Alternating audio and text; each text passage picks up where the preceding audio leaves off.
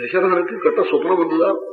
அந்த சொப்னத்துக்கெல்லாம் என்ன பலம்னா, ராஜாகி மிருத்யுமாப்னோதி, யார் ராஜாவா இருக்கானோ தற்காலம் அவனுக்கு ஆபத்து வரும், அல்லது மரணம் வரும், மரணத்துக்கு சமானமான ஆபத்தாவது வரும்னு சொல்லியிருக்கு. ஒரு கால் ராமா உனக்கு பட்டாபிஷேகம் பண்ணாம நான் காலம் ஆகிடுவேன்னு எனக்கு பயமா இருக்கு. அதோடு கூட பரதன் நல்லவாளே ஊர்ல இல்லை.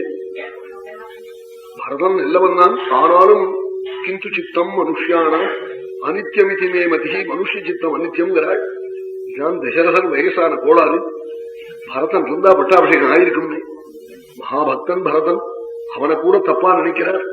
பரதன் ஊர்ல இல்லே, அவன் மரத்துக்குள்ள பண்ணணும் பட்டாபிஷேகம், அவன் எங்கேயாவது தான் தலையை நிறுத்தினான்னா என்ன பண்றது அந்த எண்ணத்துல ராஜா சொன்னாள். பரதன் இருந்திருந்தா பட்டாபிஷேகம் ஆயிருக்கும் சொல்ல போறாள் பரதன் பின்னாடி. அப்படிப்பட்ட மகாபக்தன் பரதன், அவனை கூட தப்பாக ராஜா நினைச்சாலாம். ராமனிடத்துல இருக்கிற பிரேமையிலே பட்டாபிஷேகம் பண்ணிக்கணும். இன்னைக்கு பூர்வாங்கமான ஜபஹோமங்கள்லாம் வசிஷ்டரை உனக்கு உன்னுடைய அரவணையில பண்ணி வைக்க சொல்றேன், ரட்சாபந்தனம் பண்ண சொல்றேன். நீ சீதையோட கூட நியமமா ராத்திரி சயனம் பண்ணிக்கணும். இத்தனை சொல்லி அனுப்பிச்சு ராமன் தன் கிரகத்துக்கு